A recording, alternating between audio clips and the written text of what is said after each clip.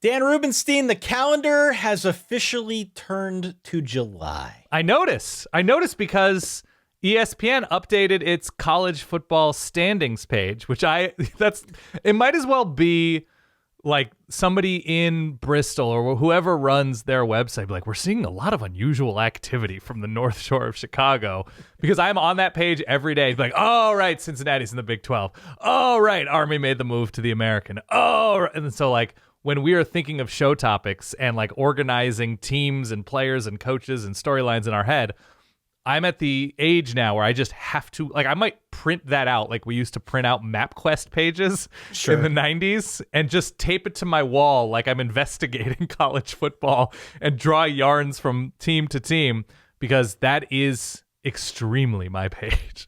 Oh, well, I've been going to that page now for the last 5 months, waiting for him to update it with the new conference structure and all that, just as a reference point. Like you said, we do this show. Sometimes you got to call up a page quickly just to remember who is where, especially now with everyone being elsewhere this season.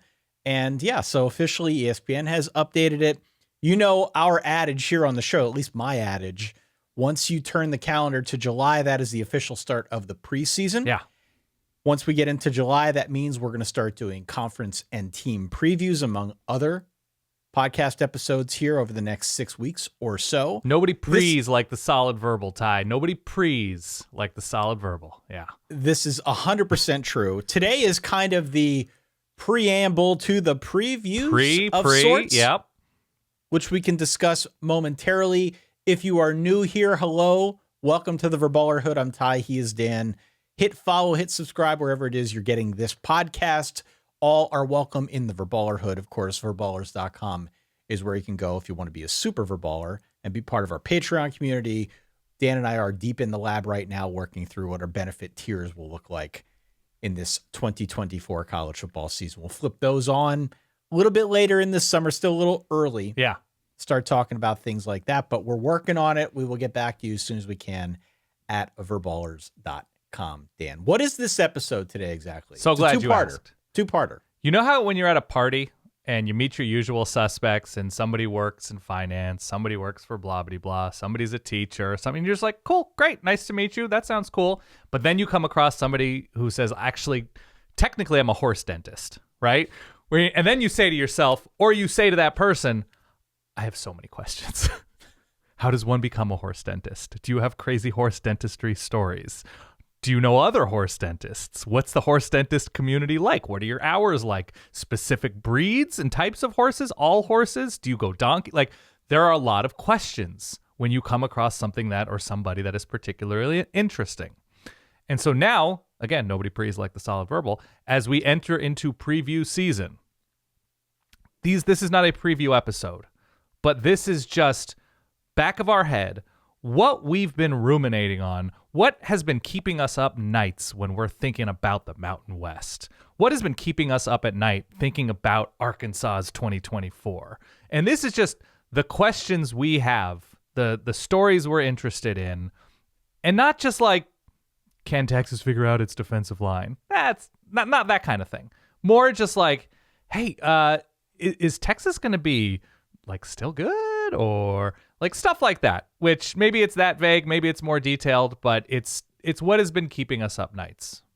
It is for sure what's been keeping me up nights, to say the least. I mean, as we get into full-on preview mode here, I think the intention is we're actually going to answer some of these questions, or try to answer some of the questions we have now. But being so, it is a little bit early. Being so, we're just trying to get reacclimated with who's on which teams are on which conferences, things of that nature. These are the questions that I think, as you said, have been not only been keeping us up at night, but definitely things that are of most interest to us that we're going to focus in on a little bit more once we get into preview mode in like a week or two. We're breaking it down by all sorts of different regions, conferences, teams, stories. I don't know where you want to start, but I feel like we should start asking. We should. What is, of all the questions that you jotted down? So full disclosure, we kind of split this up a little bit. We went conference by conference. We did group of 5. We did some bigger picture college football stuff, sort of all over the map. We had so many questions that we decided fairly early on, with this, of course, being the week of July 4th. We're going to break this up into 2 episodes and make it a nice drawn out week of Ty and Dan questions that we need to sink our teeth into, figure out more about. On your Google Doc, what is the question that you have lost the most sleep over? I wrote down, what do I do if my love for USF lasts longer than 4 hours? I don't know if you want to... I have a USF thing here too. I don't know if you want to start there. But man, Alex Golish and I staying up nights thinking about Byram Brown. He's really fun, actually. Maybe we don't start there. Okay, so I was assigned myself the SEC. We can start there.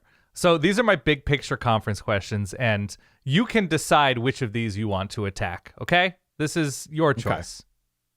Okay, what will the SEC feel like without Nick Saban? What are just the vibes going to be?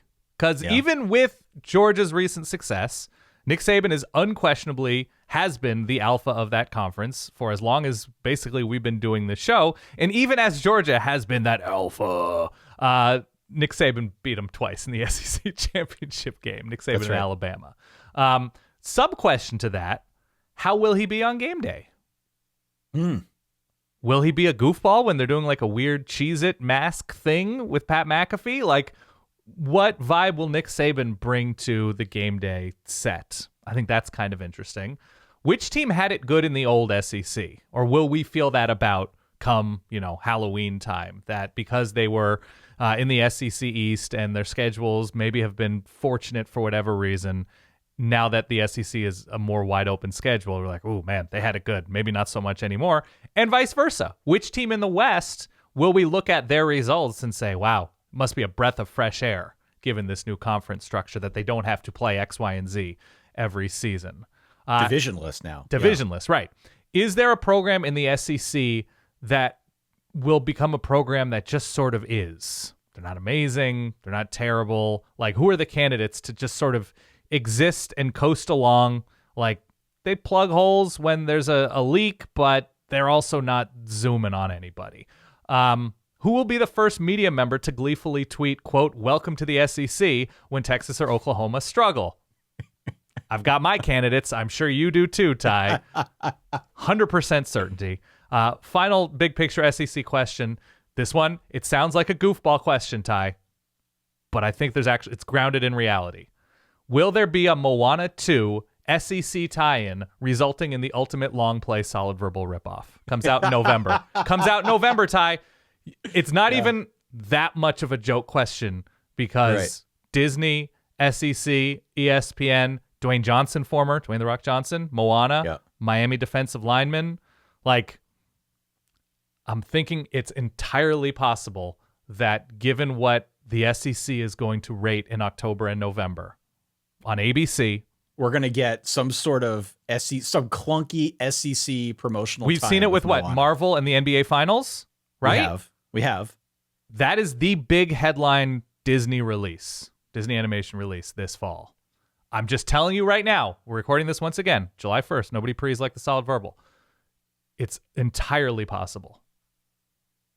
If we get a Moana promo spot, our social mentions are going to break the platforms on which we get them. Yeah, of course. I'm just telling you now, if you're going to see Nick Saban put on a Moana mask on game day, it will be the most full circle solid ripoff moment that has ever occurred. That's all. There will be a moment where the third quarter is sponsored by Moana 2 in theaters now. Of course there will be. And it'll be best when Sean McDonough does the promo. Moana 2. And there's now. Yeah, of course.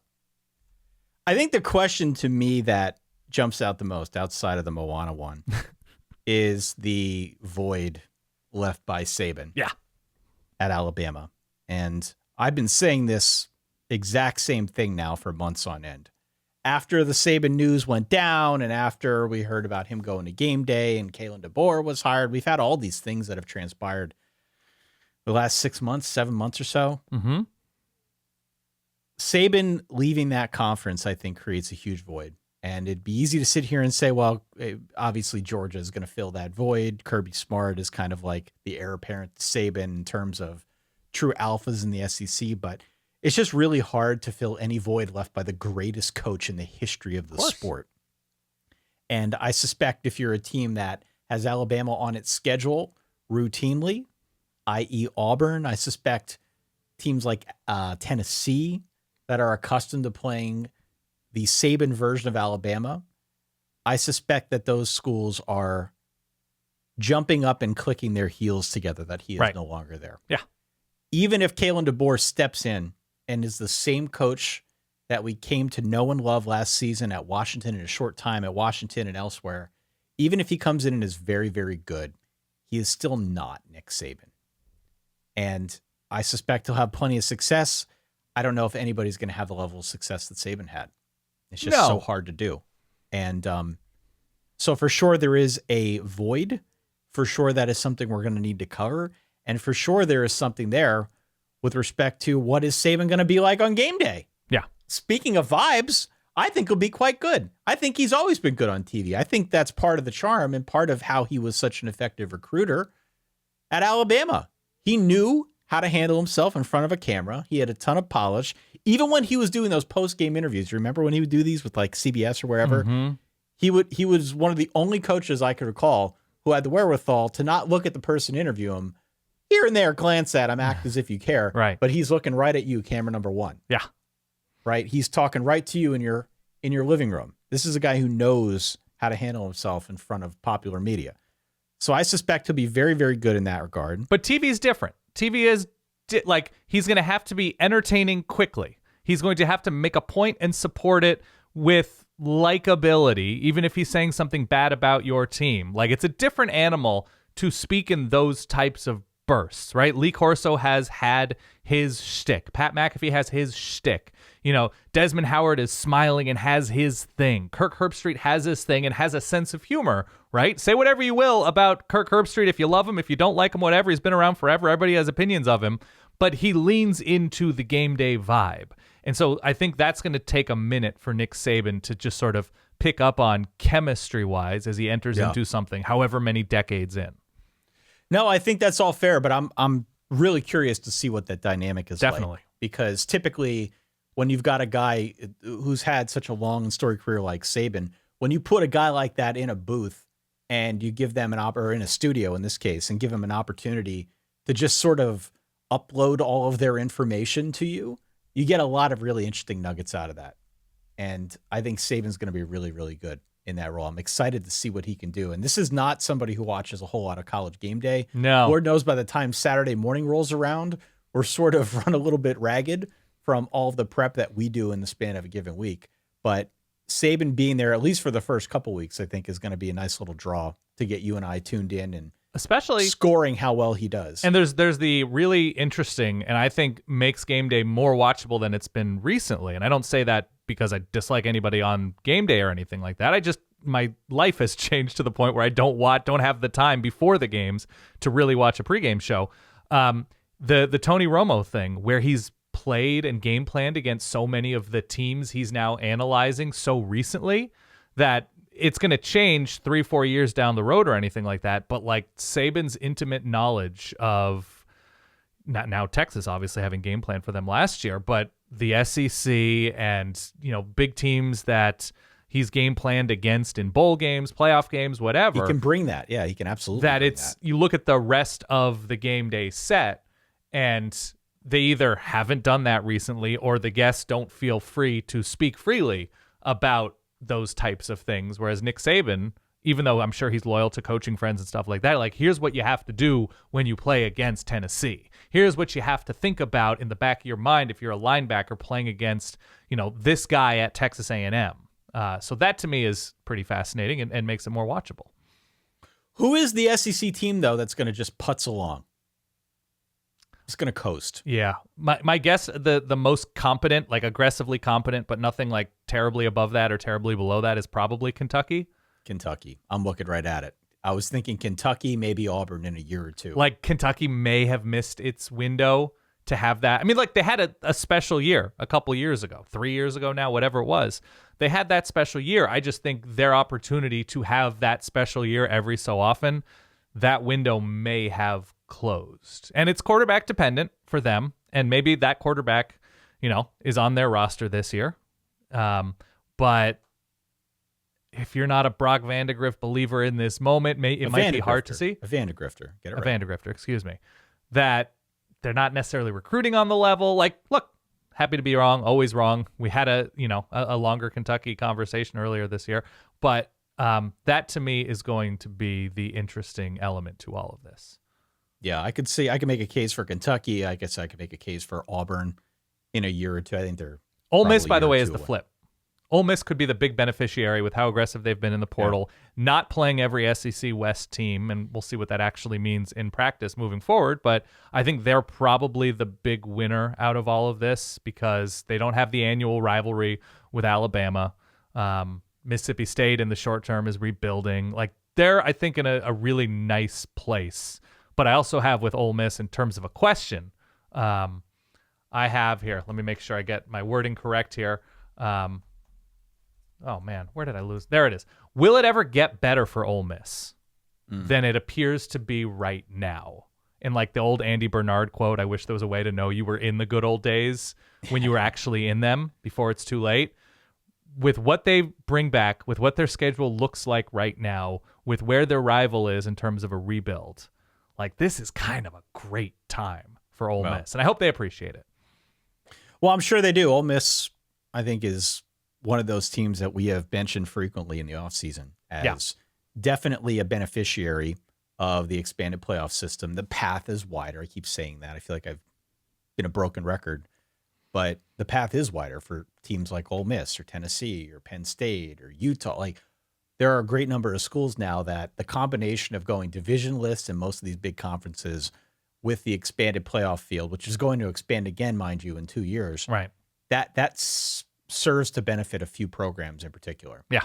And Ole Miss is definitely in that conversation.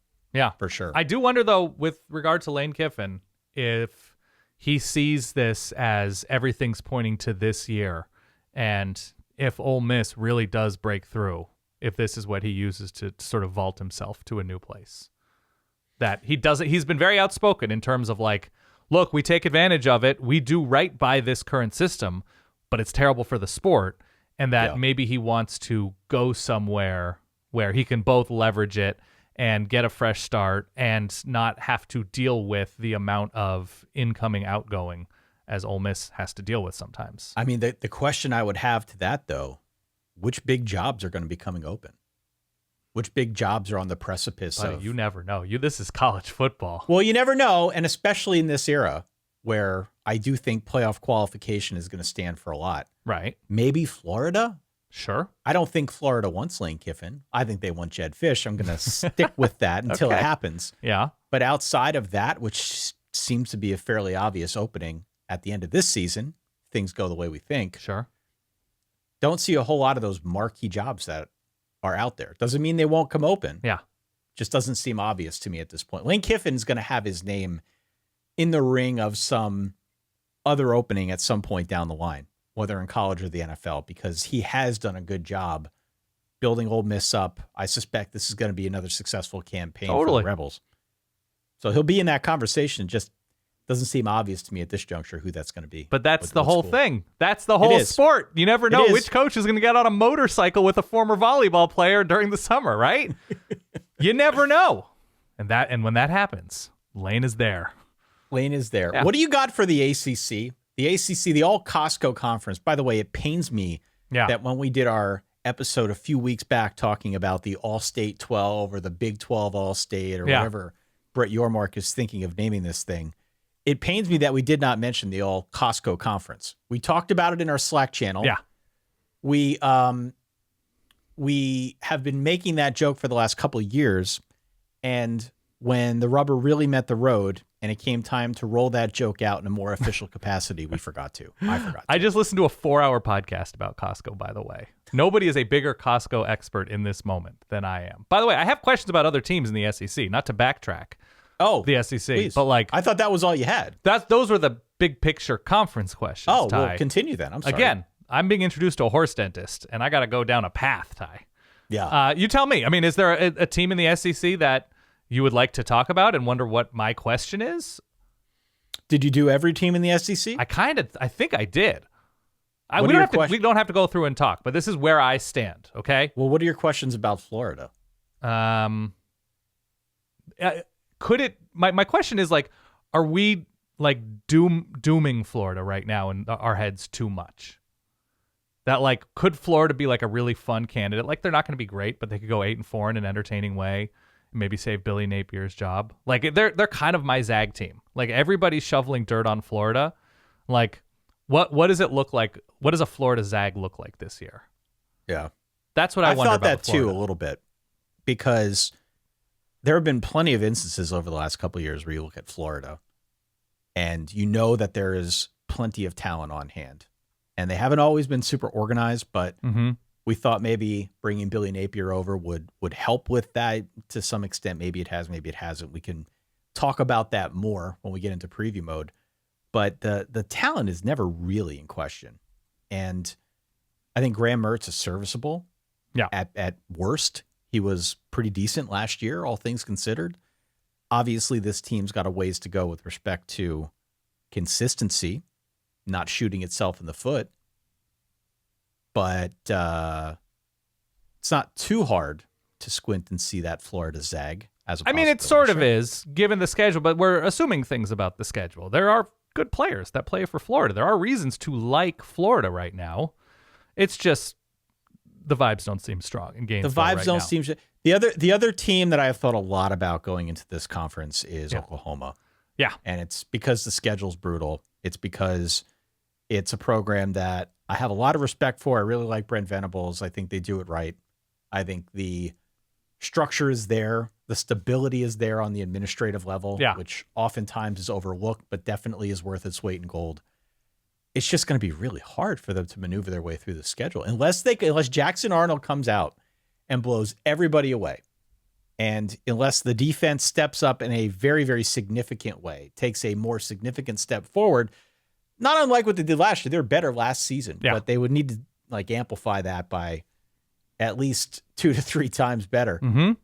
If they come out and go against a schedule like this, take that big step forward, that in and of itself will be a huge story. But I just don't know how confident I feel in that right now. All right, I'm gonna go through this quickly, okay? I have pop with Oklahoma. Like, where does the pop come from? Like, basically, can Jackson Arnold be as excellent as he probably needs to be? They've addressed receiver, offensive line took a step back, whatever. But, like, that's the big thing with Oklahoma, that at their best, even in the Brent Venables era with Dylan Gabriel, it's the pop that has really secured them those big wins. And so a lot of questions with Oklahoma, very excited to see it. Other side of the ball for Texas is my question. Like, was Texas Big 12 good, or are they just good? And that, I think, a lot has to do with, like, beefy D questions, right? That Texas fans are freaking out about, defensive line depth and star caliber talent this past year, hitting the portal hard, trying to get guys in the recruiting cycle. That to me is something, Big 12 good versus good. How about this one, Ty? Can Kalen DeBoer build a race-ready boat in Tuscaloosa? And by that, I'm using the phrase boat race because Washington won a bunch of like weird, clunky games last year. They did. You can't do that in Tuscaloosa. No. You can't just get away with beating Arkansas 13-10 every year because you will start losing 13-10 as well. Yeah. So that to me is interesting. I have down here, is Mike Elko America's most helpful hardware store employee? That you go to a hardware store and you're like, all right, here's what I'm working on with my deck, and I am just lost. And then there's a guy named Steve, and he's like, you're looking for a reverse box sander, and I know exactly where that's in row 14 and a half, right? Yeah. That Mike Elko, with what he's done as a coordinator and in his short time at Duke, can he, given what A&M lost, given who he hired in a good way, given what they return on this roster, because there's still a lot of talent on this roster, is he somebody that can go in every single room at Texas A&M and be like, this is what I expect out of you, and you're going to run this kind of route and do this with your shoulder and listen to the receivers coach because this, like, is he the most helpful hardware store employee in America? If that makes sense. I do like that. I was just at the hardware store. Did you have a helpful employee? He may actually have been named Steve too. Of course, every single hardware store employee with the vest on. Yeah, with the vest. Very helpful. He's like, no, what you're looking here, you're looking for a finishing lacquer, and what you're doing right now is you're looking for a soothing lacquer, and it's totally different things. You would never want to use that on a deck. I just made up all of those.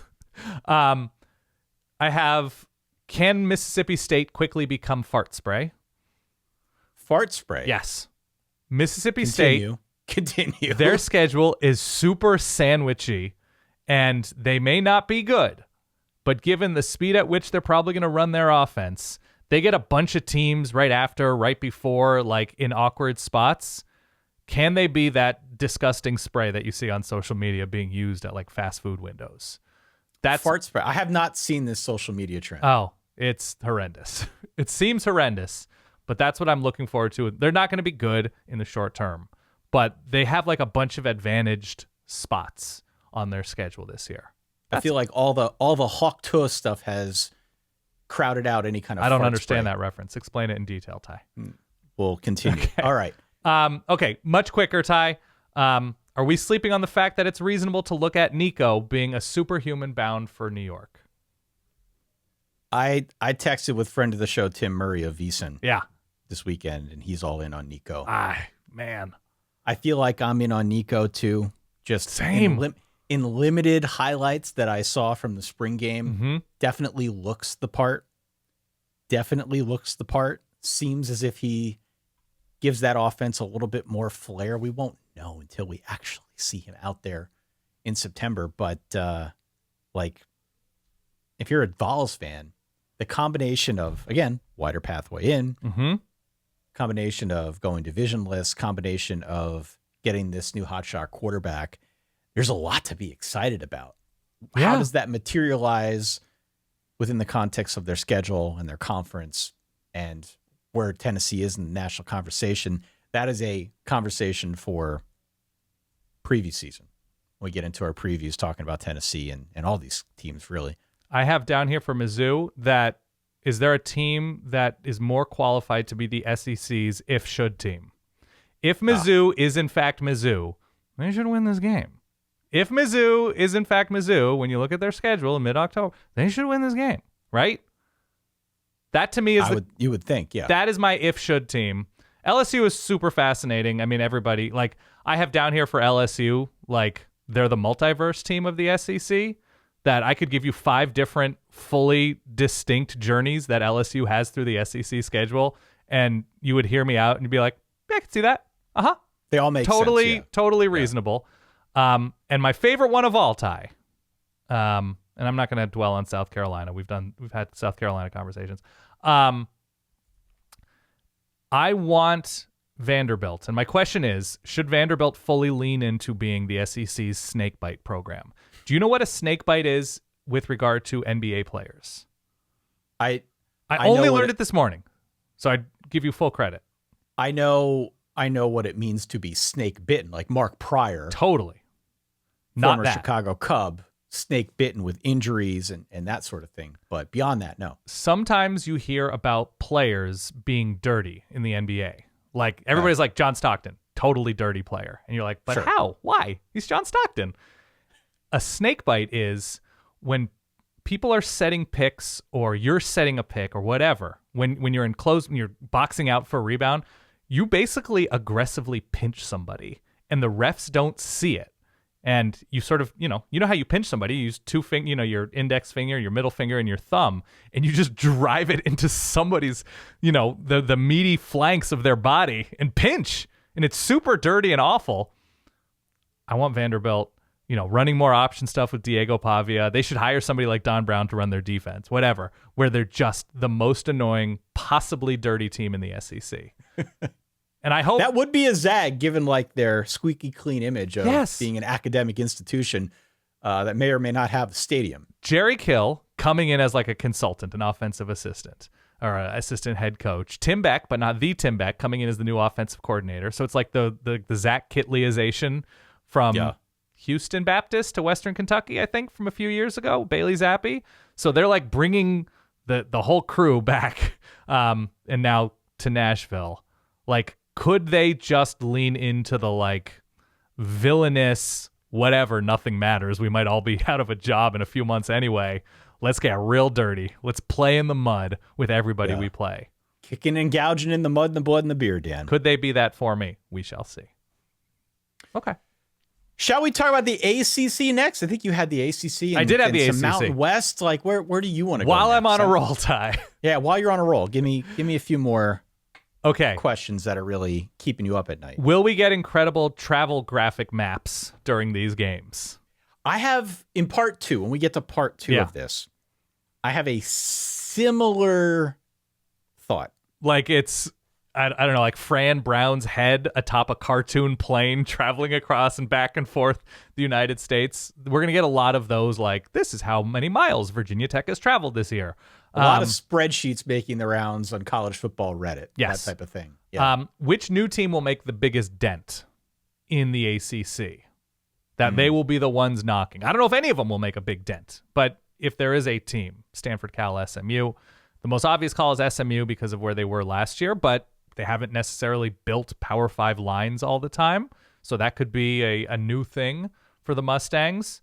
And to what extent will Florida State and Clemson litigation, wanting to leave the conference, the future of the conference, how much of that will hang over the conference this year? I suspect not a ton, unless there is like a decision legally or there is a major move forward in there, because I just kind of suspect when the football starts, it's largely going to be about football.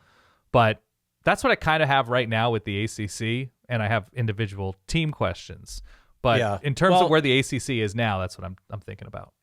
You know, the one constant over the last couple of years as being a college football fan and podcaster like you and I are, it feels like every time we let our guard down and feel like every time, we have clarity on this now, we can move on. Mm-hmm.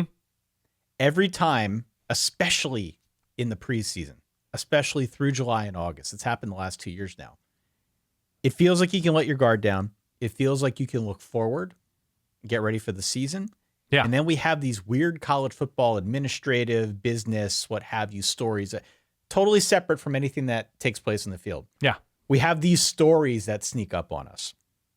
And that's not to say that the Florida State and Clemson litigation, UNC, will they, won't they? Are they interested in this? Are they not? Like, that's not to say any of this stuff is for sure going to like come due in the next few weeks. Mm-hmm. But the ACC seems like it's in a really weird place in terms of stability. They're adding numbers, I think, to insulate themselves from any sort of future exit. Right. But at the same time, it feels like among the power conferences that we talk about here, they are the one that is the most vulnerable. Yeah. At this day and age, given everything that's going on. So I don't know if there's more news that comes on any of those fronts, but the ACC seems like a likely candidate for late-breaking business news that, again, upends our entire vision of what college football is and was and will be next. Yeah. I mean, look, we're due for any sort of, it's college football. So as we enter July, August, like, I just will never be surprised if 4 days before the season starts, Mack Brown retires, right? That like there's just going to be something like, oh, he's done? That's it? Nope, not a break. No, just done. What will be that thing? Right. Because there's a thing every year like that. Yeah. What will be that thing that we got to break into kind of our normal schedule and record an Emerge pod or something because people want to hear about this news item? There will be that thing. Whether it's the ACC or not remains to be seen. But I'm mindful of this now. I have been burnt too many times, as we said earlier. I'm ready to be hurt again. Is Dabo the worst hardware store employee in America? He's the Brent. He's the Gary. We're just like, no, wrong aisle. Like, no, we don't carry lug nuts, Gary. In what still ails Clemson. And last year it was on the road. It was the horrific start against Duke with the red zone struggles. Yeah. It was just not looking right against NC State. It's not finding receivers. It's not utilizing the portal. It's not, winning winnable games. Like it's all of the above with Clemson. And honestly, like, I think we collectively sort of, it's become a little bit overblown. Clemson's, I mean, they went 8-0 in the ACC 2 years ago, right? But there's just expectations that, Dabo himself set the bar. And so I just wonder with this year's team, will receivers be there, offensive line, winning those close games, not losing to like Miami in overtime in a dumb, like all that stuff that like, do you have a handle on your patio, Dabo? That's all. Yeah, doesn't know what aisle the lacquer is in, but definitely has some thoughts in the political climate. Like that's what you'll get if you industry. Yeah.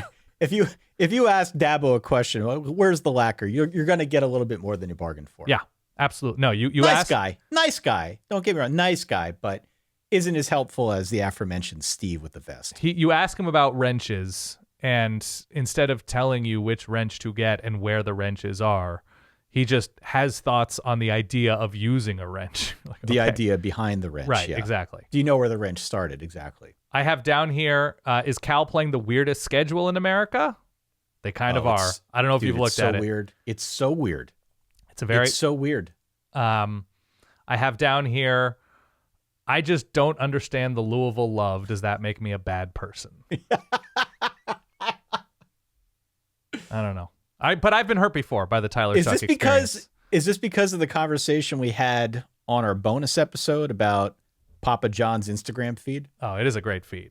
Let's be very clear. Where he quotes himself. Probably not a great guy, from what I can tell. Maybe not, but quotes himself every third posting.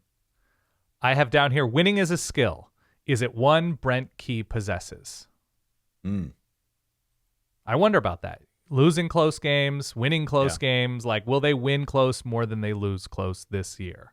Like, with the experience they bring back, especially Haynes King. We're really high on Haynes King here on this show. Yeah, we're kingmakers. I'm a little bit worried about how high we are on Haynes King. I have, can Manny Diaz be defensive Tedford? Like, he just needed to find his place, right? Jeff Tedford found the San Joaquin Valley, Fresno State. Now, different parts of their lives, of course. But, like, given the pressure he faced at Miami as a head coach, getting the time at Penn State, given that there won't be nearly the pressure at Duke, given that, so much of the roster is turned over, new quarterback, new everything. Like, will Manny Diaz find, like, a niche in Durham? Oh, I mean, look. In the way Mike Elko did, but not at a different stage in their careers. The question for me with Duke, undeniably, is Malik Murphy. Sure. I am so excited to see Malik Murphy. Mm-hmm. I'm so excited to play with Malik Murphy in the new college football video game. I'd love to see what his stats are. Maybe somebody has him. I don't know. I haven't seen him. But he seems like if he is as advertised, and we only saw him here and there, but he looks like a god among insects. He is a monster of a kid. Yeah. I am dying to see what he can do in the ACC. I mean, if he is half as good as we thought he was going to be last season, again, limited action, I think he could take that conference by storm. It could be very interesting, especially if they have that defense. I have, will Syracuse be the ACC's weirdest team? Like, given how they're probably going to play on both sides of the ball, given Kyle McCord, given, bringing back an old transfer in the secondary from, to LSU, back from LSU, all those types, like, will they be an extremely weird team in year one under Fran Brown? I assume yes. Like, I assume Syracuse will beat somebody terrific and inexplicably lose to, like, a clear non-bowl team by 20. That's what I assume Syracuse season in year one. Fran Brown will be like. I have down here, what is this year's 9-3 flavor for NC State? Boysenberry, losing on a fake field goal. Like, what is their 9-3 flavor? How do they get to 9-3? Yes. Like, it's preordained. Right. You're almost reverse engineering because you know how it's going to end up. Correct. It's just a matter of how are they going to get there. NC State, to me, if I'm being honest, talking about Malik Murphy, the Grayson McCall thing has of course captivated me because I thought he was going to leave before last season. Not to say he was going to go to NC State. And I think there were like Florida rumors. I think there were Auburn rumors for Grayson McCall. It didn't obviously work out. He stuck around with Coastal Carolina, got hurt, didn't have a great year. But now going to NC State, it feels like there's a lot there for the taking for him. And his old play caller, or at least his old offense with Jamie Chadwell when he was still at Coastal, that was so much fun to watch. I'm just curious to see how they tap into his skill set because he's a dual threat kid. He obviously has a lot of talent. We didn't see a whole lot of it last year because of injury and the offense as a whole, but I think NC State's got a really good opportunity with him. And, we did you can go back and listen to the NC State specific episode we did. There's a lot to like about this team. And so I'm a little bit fearful that NC State's going to be one of those teams. I have one or two in each conference where I'm just ridiculously high on a team. I look at the schedule, I look at the roster. I'm almost blinded by those two things, and then I can't see past it. NC State might be that kind of team for me this year. Yeah, they'll win at Clemson. Plot twist, M. Night Shyamalan, M. Dave Shyamalan lose to Stanford and Cal in back-to-back weeks. Yeah. Right? Yeah. That's, that'll be the fun plot twist for NC State. I have down here, can Virginia quietly shift to winning close exclusively through speed with your former favorite Notre Damer, Chris Tyree? They kind of lost a bunch of close games last year. They did. Virginia, and I think they're going to go with, Calandria now at quarterback full-time? I think we'll see, but I don't know. It'll be exclusively through speed. I don't think they're going to have a defense. So that's kind of interesting to me. Can we all just watch Wake Forest highlights from 6 or 7 years ago? I have down here. Is Virginia Tech real or fake good? SMU, right place, right time. Things seem bleak for Pitt. Does that mean they'll be weirdly 9-3, 10-2 this year? Yeah. Speaking of reverse engineering the 9-3. Yeah. How does it happen that Pitt goes 9? Yeah. It feels crazy bleak. Now they hire a new offensive coordinator. They're going to try to play fast. I think Nate Yarnell's promising. They return a bunch of guys on offense. But still, and maybe it was just a last year thing, Phil Jurkovec, vibes were down, vibes were terrible. But I don't know, man. Things seem very bleak at Pitt. I just remember some of the conversations we had about Phil Jurkovec. Yeah. And it wasn't so much you and I as it was people on our Discord at verballers.com.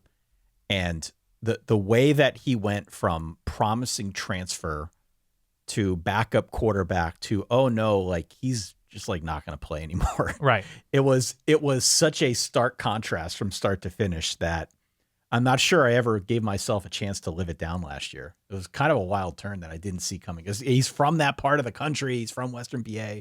It just really snuck up on me. I'm going to fully cop to something.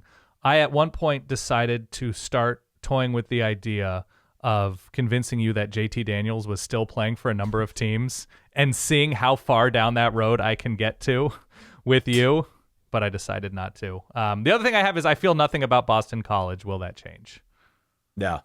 Well, Jeff Hafley left. Now they got Bill O'Brien. I think that makes them interesting. It makes them, I don't know. Makes them a point of conversation. Got the local kid back in there running shop, chin dimple. I don't know. That seems just like we kind of know how this is going to end. Boston College maybe is that team that upsets somebody but still goes 3-9. It's hard to see. It's hard to see the recruiting going in a fun, interesting place that they're competing with, big schools for guys in PA or New Jersey or something like that. I don't know. I kind of think it's a lose-lose situation. So those are my ACC questions. I do like Thomas Castellanos, their quarterback, though. He had a few good games. They're going to have to score 60 points a game, BC. They will need to score a lot of points, yeah. Before we go on to part 2 here. Do you have any ACC questions or anything like that? That to bookend? My big one is Malik Murphy. Beyond that, it was Grayson McCall. And I think beyond that, if we further zoom out, it was what you mentioned at the very top, and that is just the longer-term sustainability of the conference and what kind of weirdness comes as a result of it. Yeah. When we start seeing things through the lens of money. Yeah. You get really weird, interesting answers to and everyone's got their own answer for how they're going to move forward in this new era, right? It means different things to different programs, different people. But it just feels like this is a great recipe right now for really bad ideas. Sure. And I put it past exactly nobody to come up with them. I'm going to talk in part 2 about Brett Yormark. There's a lot of time left between now and the start of the season. Brett Yormark's definitely got that bone in his body where he can come up with easy tie. Another Taco Bell Cantina moment. Sure. To make the Big 12 a little bit more of a sideshow, right? He's got that in him, and I fear there are a lot of programs and administrators and guys with dollar signs in their eyes who have potential to do just that before we start this up. I left off Miami and Florida State, by the way. Miami is my ACC if should. Yeah. Look, if Miami should win. This game, that game, this game, that game, especially given what's on their schedule, where those games are played. If Cam Ward if he is everything that we have heaped onto him, should win that game rather comfortably. Miami has to be the if should. The classic if should. The classic if should. And then for Florida State, I'm just wondering why it's DJU. I'm just still kind of wondering why Florida State looked at the landscape. And I know I truly think that if Florida State is excellent this year, or even just really good, I think it's an incredible reflection on Mike Norvell and the job he will have done by that point, given what they lose. But they've recruited very well, or decently well, for Florida State. And there is star power at various places on this 2 deep. But I still wonder why that was specifically the move. And I guess we'll find out, for better or worse, this year. I just feel like we've seen enough of him to sort of come to the conclusion about what he is or is not. And I feel like Florida State being on the edge of the playoff, and now certainly a program that should consider itself playoff contenders annually, given it's going to 12 and then 14, I just wonder why they didn't go a different direction. But always wrong, so I don't know. I think that's my ACC, and along with the sort of allusion to Mack Brown of just like, is this, are we just at that point of the Mack Brown experience at a different place? North Carolina to me is a huge enigma. Yeah. I have no idea what to make of North Carolina. And again, it's early. We haven't fully done the research on any of these schools. But North Carolina, I have no idea what to expect from the Tar Heels. I can tell you what to expect from Max Johnson. He will make 3 throws every game, after which you say to yourself, holy cow, that was incredible. And he will make 3 more throws in that same game where you will say to yourself, holy cow, why, oh why did he ever consider even trying that? Right. That's the Max Johnson Johnson how you experience. Hear about quarterbacks who can make all the throws? Yes. He can't. No, he can. Just not in the way you're intending it to be understood. Yeah, he doesn't make the throws the way Quinn Ewers makes the throws. Yeah. There's a lot of pop gun arm in there. He's carrying the mantle for one Bryant Moniz, the all-time great pop gun arm. He's had some disappointing offensive lines in front of him. He's had some, but he's serviceable, He's serviceable. He can run an offense. He gives you some stability. Right. It is kind of an in-between time now with losing Drake May. Before him, they've had quarterbacks come through North Carolina and be very marketable to the next level. Right. But it's a question of, is there enough balance on the team beyond those quarterbacks to really get the job done? Defense, for example, has been ever the issue. And now they're going to need to rely, I think, a little bit more on their defense to keep them in games, because I don't know if Max Johnson's going to give them the same firepower at quarterback. He will give you the correct change at the hardware store. Correct. Okay. Same page. So look, we're going to get to part 2 here on our next episode. You and I both also have G5 thoughts, not the least of which is the USF stuff. Yeah. Very high in USF this year. I can't deny my feelings any longer. We can start off the next episode talking about that and some other G5 schools if you're okay with that. Of course I am. Hit follow, hit subscribe wherever it is you find this here podcast. My name is Ty Hildebrand. As always, he is Dan Rubenstein. ForBallers.com is our Patreon. Follow us on social media. Welcome to the Good Find month of July, where we start previewing teams. This was the preview to the preview part 1. Part 2 coming up in a few days. In the meantime, stay solid. Peace.